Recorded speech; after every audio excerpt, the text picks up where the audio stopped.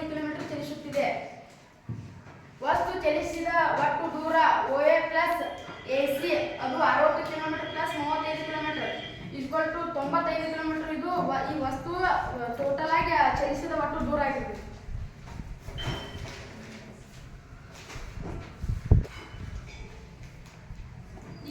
ಈ ಸರಳ ರೇಖಾ ಚಲನೆ ಇದನ್ನ ಈ ದೂರವನ್ನು ವಿವರಿಸಲು ಬರೀ ಸಂಖ್ಯಾ ಮೌಲ್ಯ ಇದ್ರೆ ಸಾಕು. ಸಂಖ್ಯಾ ಮತ್ತು ಬೇರೆ ಏನಿದ್ರೆ ಸಂಖ್ಯಾ ಮೌಲ್ಯ ಅಂದ್ರೆ ಇದನ್ನ ಸರಳ ರೇಖಾ ಪಥವನ್ನು ಚಲಿಸಲು ನಾವು ಆಗುತ್ತೆ.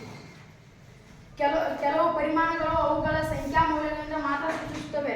ಈ ಕೆಲವು ಪರಿಮಾಣಗಳು ಅವುಗಳ ಸಂಖ್ಯಾ ಮೌಲ್ಯಗಳಿಂದ ಸರಳ ರೇಖೆಯಿಂದ ಹಿಂಗ ಒಂದು ಇದಕ್ಕೆ ಚಲಿಸುತ್ತವೆ. ಒಂದು ಭೌತ ಪರಿಮಾಣದ ಸಂಖ್ಯಾ ಮೌಲ್ಯವನ್ನು ಪ್ರಮಾಣ ಎನ್ನುತ್ತಾರೆ. ಒಂದು ಭೌತ ಪರಿಮಾಣವನ್ನ ಸಂಖ್ಯಾ ಮೌಲ್ಯವನ್ನು ಪ್ರಮಾಣ ಎಂದು ಕರೆಯುತ್ತಾರೆ. ಈ ಉದಾಹರಣೆಗೆ ನಮಗೆ ಬಿಂದು O ಇಂದ ಅಂತ್ಯ ಬಿಂದು C ಗೆ ಇರುವ ದೂರವನ್ನು ಕಂಡುಹಿಡಿಯಲು ಸಾಧ್ಯವಾಯಿತು. ಈ ವ್ಯತ್ಯಾಸವು ನಿಮಗೆ O ಇಂದ A ಮುಖಾಂತರ C ಗೆ ಚಲಿಸಿದ ಸ್ಥಾನಪಲ್ಲಟದ ಸಂಖ್ಯಾ ಮೌಲ್ಯವನ್ನು ಮಾತ್ರ ಸೂಚಿಸುತ್ತದೆ. ಈ ವ್ಯತ್ಯಾಸವನ್ನು O ಬಿಂದುವಿನಿಂದ A ಮುಖಾಂತರ C ಗೆ ಚಲಿಸಿದ ಸ್ಥಾನಪಲ್ಲಟದ ಸಂಖ್ಯಾ ಮೌಲ್ಯವನ್ನು ಮಾತ್ರ ಸೂಚಿಸುತ್ತದೆ. ಪ್ರಾರಂಭಿಕ ಸ್ಥಾನದಿಂದ ಅಂತಿಮ ಸ್ಥಾನಕ್ಕೆ ಇರುವ ಅತ್ಯಂತ ಕನಿಷ್ಠ ದೂರವನ್ನು ಸ್ಥಾನಪಲ್ಲಟ ಎಂದು ಕರೆಯುತ್ತಾರೆ.